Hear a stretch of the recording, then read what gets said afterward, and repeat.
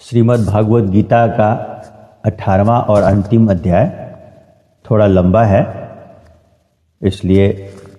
अब हम लोग इसका तीसरे भाग का श्रवण करेंगे। इसलिए हे परम तप, ब्राह्मण, क्षत्रिय और वैश्यों के तथा शूद्रों के भी कर्म स्वभाव से उत्पन्न हुए गुणों करके विभक्त किए गए हैं, अर्थात पूर्वकृत कर्मों के संस्कार रूप स्वभाव से उत्पन्न हुए गुणों के अनुसार विभक्त किए गए हैं। उनमें अंतःकरण का निग्रह, इंद्रियों का दमन, बाहर भीतर की शुद्धि, धर्म के लिए कष्ट सहन करना और क्षमा भाव एवं मन, इंद्रियां और शरीर की सरलता, आस्तिक बुद्धि, शास्त्र विषयक ज्ञान और परमात्मा तत्व का अनुभव भी ये तो ब्राह्मण के स्वाभाविक कर्म हैं। शूरवीरता, तेज, धैर्य, चतुरता और युद्ध में भी न भागने का स्वभाव एवं दान और स्वामी भाव अर्थात निस्वार्थ भाव से सबका हित सोचकर शास्त्राज्ञानुसार शासन द्वारा प्रेम के सहित पुत्र तुल्य प्रजा को पालन करने का भाव, ये सब क्षत्रिय के स्वाभाविक कर्म है। खेती, गोपालन और क्रय विक्रय रूप सत्य व्यवहार ये वैश्य के स्वाभाविक कर्म हैं, और सब वर्णों की सेवा करना यह शूद्र का भी स्वाभाविक कर्म है। एवं इस अपने अपने स्वाभाविक कर्म में लगा हुआ मनुष्य भगवत प्राप्ति रूप परम सिद्धि को प्राप्त होता है। परंतु जिस प्रकार से अपने स्वाभाविक कर्म में लगा हुआ मनुष्य परम सिद्धि को प्राप्त होता है, उस विधि को तू मेरे से सुन। इसलिए हे अर्जुन, जिस परमात्मा से सर्वभूतों की उत्पत्ति हुई है और जिससे यह सर्व जगत व्याप्त है, उस परमेश्वर को अपने स्वाभाविक कर्म द्वारा पूजकर मनुष्य परम सिद्धि को प्राप्त होता है। इसलिए अच्छी प्रकार आचरण किए हुए दूसरे के धर्म से गुण रहित भी अपना धर्म श्रेष्ठ है, क्योंकि स्वभाव से नियत किए हुए धर्म स्वरूप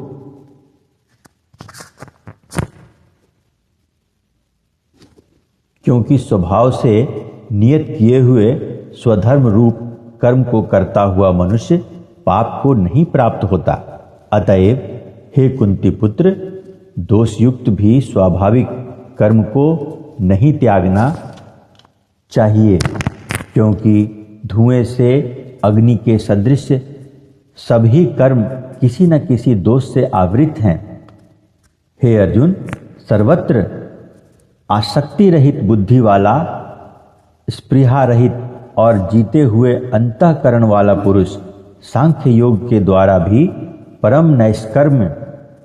सिद्धि को प्राप्त होता है, अर्थात क्रिया रहित शुद्ध सच्चिदानंद घन परमात्मा की प्राप्ति स्वरूप परम सिद्धि को प्राप्त होता है। इसलिए हे कुंती पुत्र, अंतःकरण की शुद्धि रूप सिद्धि को प्राप्त हुआ पुरुष जैसे सांख्य योग के द्वारा सच्चिदानंद घन ब्रह्म को प्राप्त होता है, तथा जो तत्व ज्ञान की परानिष्ठा है उसको भी तू मेरे से संक्षेप में जान। इसलिए हे अर्जुन, विशुद्ध बुद्धि से युक्त, एकांत और शुद्ध देश का सेवन करने वाला तथा मीताहारी, जीते हुए मन, वाणी, शरीर वाला और दृढ़ वैराग्य को भली प्रकार प्राप्त हुआ पुरुष निरंतर ध्यान योग के परायण हुआ,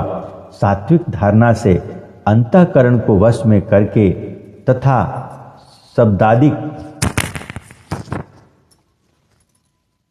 त्याग कर और राग द्वेषों को नष्ट करके तथा अहंकार, बल, घमंड, काम, क्रोध और संग्रह को त्याग कर ममता रहित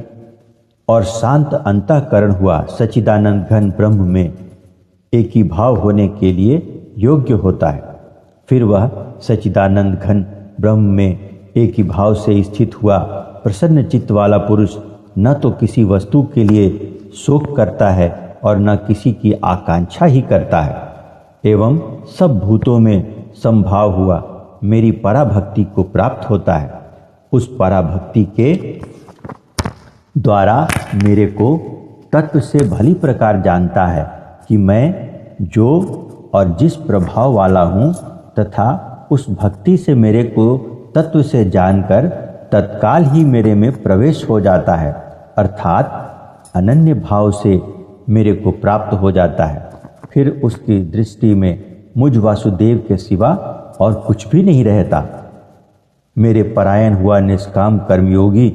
तो संपूर्ण कर्मों को सदा करता हुआ भी मेरी कृपा से सनातन अविनाशी परम पद को प्राप्त हो जाता है। इसलिए हे अर्जुन, तू सब कर्मों को मन से मेरे में अर्पण करके मेरे परायण हुआ समत्व बुद्धि रूप निष्काम कर्मयोग का अवलंबन करके निरंतर मेरे में चित्त वाला हो। इस प्रकार तू मेरे में निरंतर मन वाला हुआ मेरी कृपा से जन्म मृत्यु आदि सब संकटों को अनायास ही तर जाएगा, और यदि अहंकार के कारण मेरे वचनों को नहीं सुनेगा तो नष्ट हो जाएगा, अर्थात परमार्थ से भ्रष्ट हो जाएगा।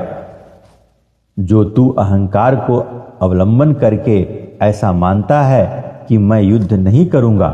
तो यह तेरा निश्चय मिथ्या है, क्योंकि क्षत्रियपन का स्वभाव तेरे को जबरदस्ती युद्ध में लगा देगा। इसलिए हे अर्जुन, जिस कर्म को तू मोह से नहीं करना चाहता है उसको भी अपने पूर्वकृत स्वाभाविक कर्म से बंधा हुआ परवश होकर करेगा। क्योंकि हे अर्जुन, शरीर रूप यंत्र में आरूढ़ हुए संपूर्ण प्राणियों को अंतर्यामी परमेश्वर अपनी माया से उनके कर्मों के अनुसार भ्रमाता हुआ सब भूत प्राणियों में के हृदय में स्थित है। इसलिए हे भारत, जब प्रकार से उस परमेश्वर की ही अनन्य शरण को प्राप्त हो, उस परमात्मा की कृपा से ही परम शांति को और सनातन परम धाम को प्राप्त होगा। इस प्रकार यह गोपनीय से भी अति गोपनीय ज्ञान मैंने तेरे लिए कहा है। इस रहस्य युक्त ज्ञान को संपूर्णता से अच्छी प्रकार विचार के फिर तू जैसा चाहता है वैसे ही कर, अर्थात जैसी तेरी इच्छा हो वैसे ही कर। इतना कहने पर भी अर्जुन का कोई उत्तर नहीं मिलने के कारण श्री कृष्ण भगवान फिर बोले कि हे अर्जुन,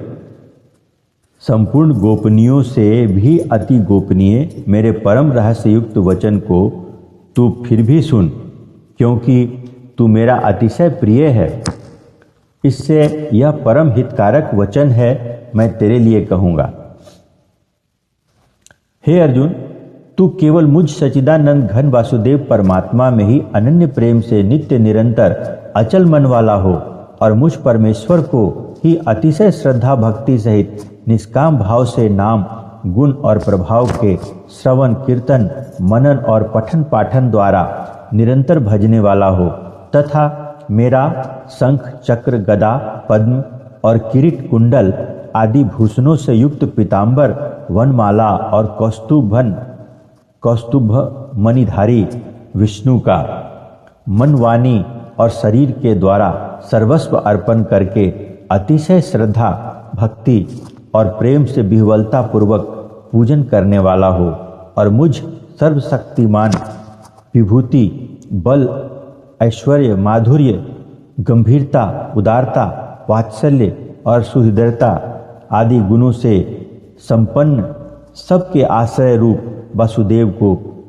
विनय भाव पूर्वक भक्ति सहित साष्टांग दंडवत प्रणाम कर। ऐसा करने से तू मेरे को ही प्राप्त होगा, और मैं तेरे लिए सत्य प्रतिज्ञा करता हूँ, क्योंकि तू मेरा अत्यंत प्रिय सखा है। इसलिए सर्व धर्मों को अर्थात संपूर्ण कर्मों के आश्रय को त्याग कर केवल एक मुझ सच्चिदानंद घन वासुदेव परमात्मा की ही अनन्य शरण को प्राप्त हो। मैं तेरे को संपूर्ण पापों से मुक्त कर दूंगा, तू शोक मत कर। इसलिए हे अर्जुन, इस प्रकार तेरे हित के लिए कहे हुए इस गीता रूप परम रहस्य को किसी काल में भी न तो तप रहित मनुष्य के प्रति कहना चाहिए और न भक्ति रहित के प्रति तथा न बिना सुनने वाले की इच्छा वाले के प्रति कहना चाहिए। एवं जो मेरी निंदा करता है